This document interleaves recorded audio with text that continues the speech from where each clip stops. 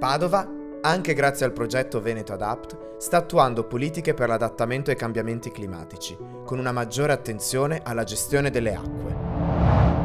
La gestione delle acque in uno scenario di cambiamenti climatici è assolutamente una considerazione opportuna da fare, perché proprio sull'acqua in varie modalità, quindi nella produzione di siccità oppure di eventi alluvionali estremi, che i cambiamenti climatici si stanno manifestando.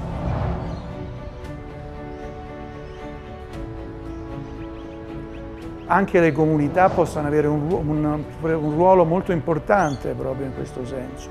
Cioè non si può pensare di risolvere tutto con quelle che vengono chiamate infrastrutture grigie, cioè con l'uso del cemento per esempio, ma bisogna creare appunto comunità proattive, comunità che siano in grado di mettere in pratica al loro interno delle strategie di adattamento e di riduzione appunto della vulnerabilità e dell'esposizione. Io ritengo che solo così si potrebbe appunto avere uno scenario in qualche modo di resilienza.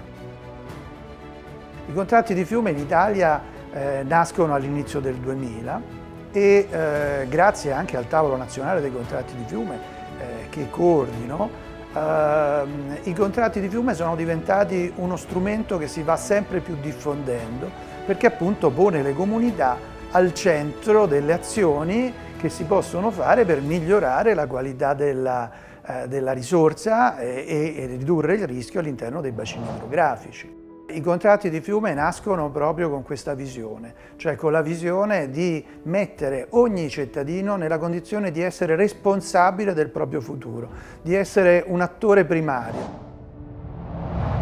Proteggiamo il territorio contro i cambiamenti climatici.